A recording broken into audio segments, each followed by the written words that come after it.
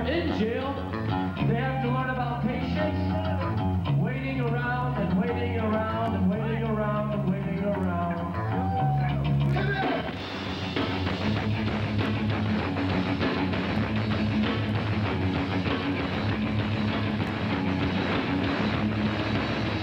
Stand back from the bars, they're closing, and you'll be here for a while.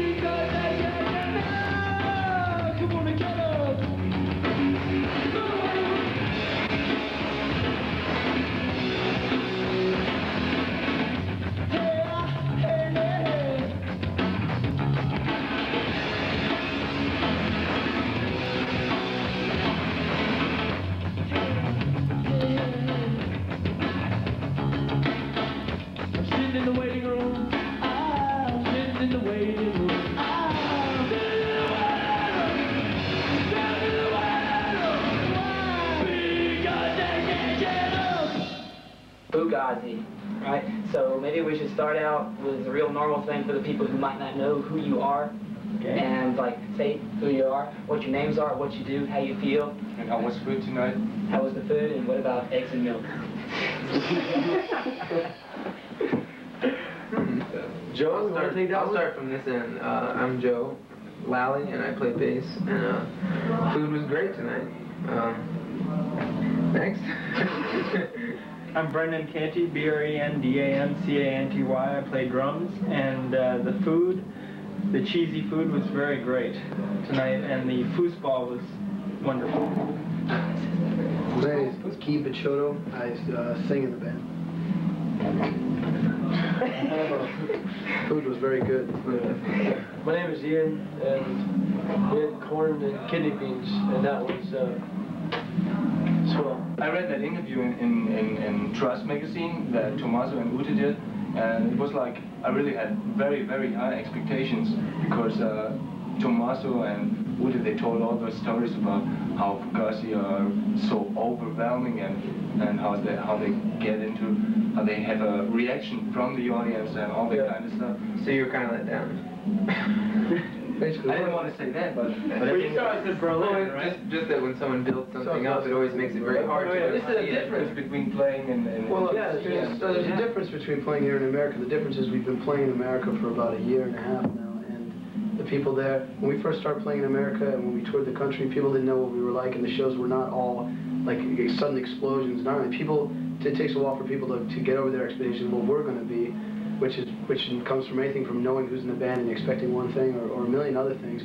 But when people, at least in our hometown and where people know us, and like other places on the East Coast, which we played a few times, the reaction tends to start getting really great because people start getting into the music and enjoying it. We're coming over here without a record, without having ever been over here before. And I mean, as far as I'm concerned, for a new band coming over here without any experience touring Europe, it's been going great, and people seem to me to really like it. I'm not disappointed at all. It's like, the only thing that's hard is playing the amount of shows we're playing in as short a time as possible. This is not, and it is more shows than we've ever played in a row that I've ever done, and it's very exhausting, man. But other than that, I mean, I think it's been really great. Yeah, I mean, both of them really benefited from being able to see us play in Washington, which is their hometown. It makes a big difference. There's plenty of times we played in the States, in different cities, where, I mean, the crowd, like, totally didn't react, you know. And there's no doubt about it. If the crowd, you know, really gets into the show, then it's like we definitely get a lot more into it as well. Definitely, you know, hype. It's a give and take thing. You know, it's not just the band. It's not just the audience. It was like being in Oslo. Yeah, Oslo was very good because the people there all heard the tape so much. It was like seeing crazy. It was like seeing life, but how to live it in Oslo. Yeah. It was their hometown, and just the way the audience reacted to the band. I mean, you could just look at the audience and just see how proud they were of their band and their hometown. You know, like this whole thing that will not exactly happen. You know, when they play somewhere else. But if you were to tell people about that show, then you would have, you know, like, whoa, you know, these guys are incredible. The question came to my mind because some time ago I read an interview with Rites of Spring in a pretty old fanzine, and I think it was Guy who said that nobody outside of DC ever really understood what was Rites of Spring all about. So it's interesting, but for me, like, Rites of Spring was a band, like, we played very, very few shows, and we played like once every 3 months, or maybe a little more than that in DC. And when we played, man, we were overripe and ready to play. We were fucking about to explode from not playing. So we played these shows that were like explosions, man. We just destroyed everything, and people would go nuts, and we would go crazy. And it was just like, but it's that kind of band and that kind of atmosphere is not the kind of thing you can take on a traveling circuit show. I mean, you just cannot do it. But the thing is, for me, like, to play, it's like from I don't know. It's very, very difficult to explain where you try to pull it from, what you try to put out, and what you expect and stuff like that. But with Rites of Spring, man, I mean, that's for sure. We were definitely a hometown band. I don't want this band to be a hometown band. That band, Rites of Spring, to me was a very sad case of something that didn't get anything near what it should have got. You know, I mean, it was a really good band, put out a good record, but no one really ever got a chance to see them. It was very insulated. This band wants to play to all kinds of different people and not just be like a Washington, D.C. phenomenon. I'm interested in seeing Europe and playing to European audiences, and interested in playing in America, and not just being a closed door, man. It's a challenging situation we're in also. I mean, you know, we have our respective pasts, and people have a lot of preconceptions about the band before we play, always. And you know, it's like it's a challenge for us to sit down to play and accept it or don't accept it. That's okay. You know, the whole punk ethic has always been, you know where the fucking door is, so you can go. And you know, that's the whole point. We don't charge like incredible amounts of money. We don't promise them nothing. We just say, Fugazi, take it or leave it.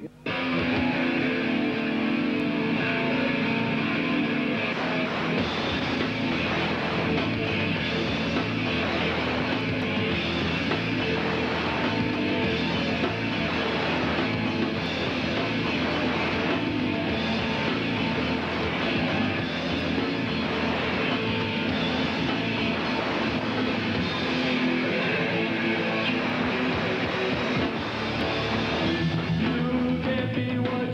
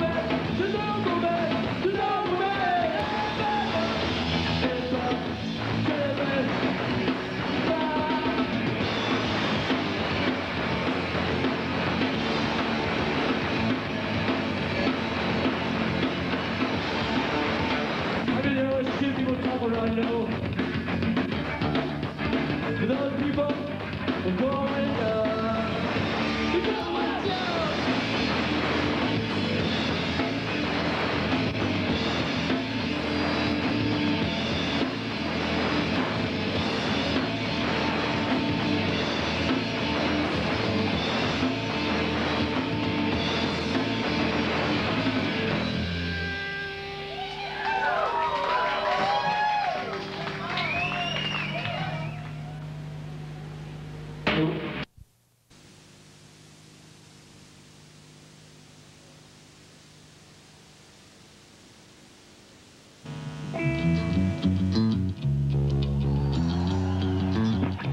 it up, shake it.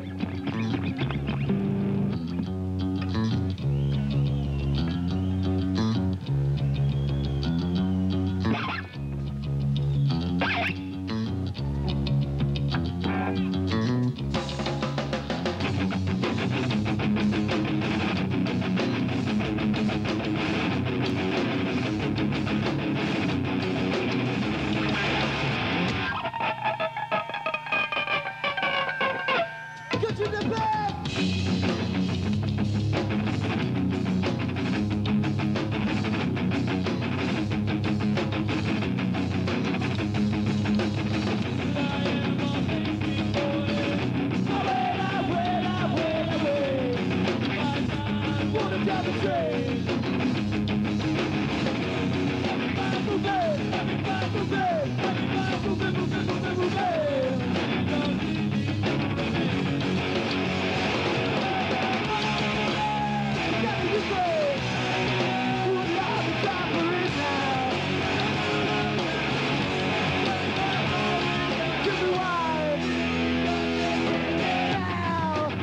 Come on, get up! Come on, get up!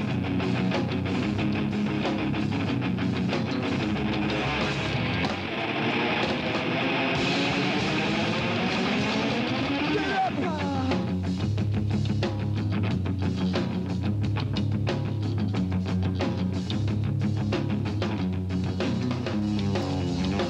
I'm Johnny Bye. And a big surprise. I got a place that I want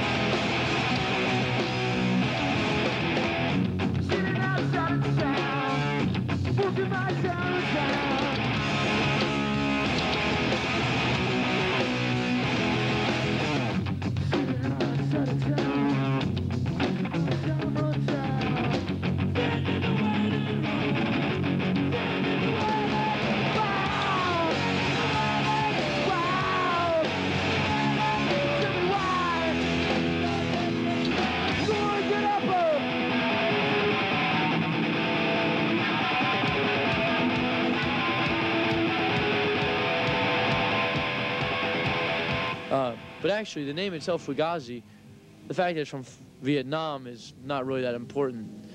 The reason that we liked the name was that we agree with the sentiment that of a fucked up situation. I think that's an apt description of the world we live in. Furthermore, the name is ambiguous. You know, if you know ambiguous, it's enough.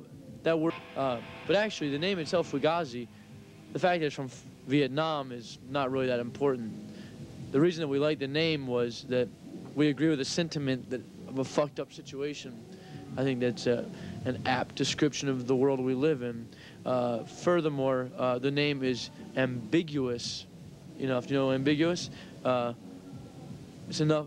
That word is open enough to interpretation so that people don't get like this instant, convenient definition.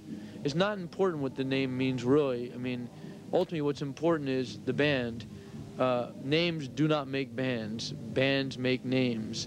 It's not something that we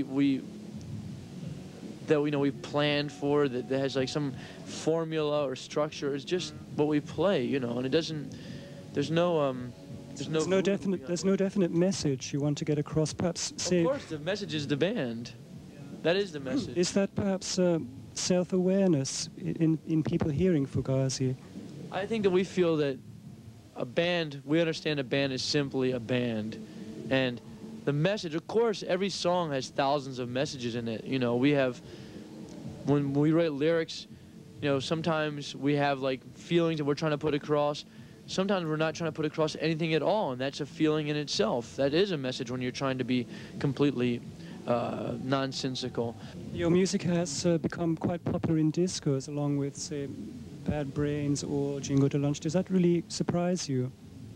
Well, it surprises me because I've never been to a disco and never been to one where they played Fugazi.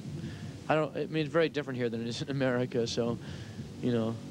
Well, over here, are you coming to terms with your acceptability of a mixed audience, that these days punks and rich kids and skaters and hardcore fans all turn up for a Fugazi gig?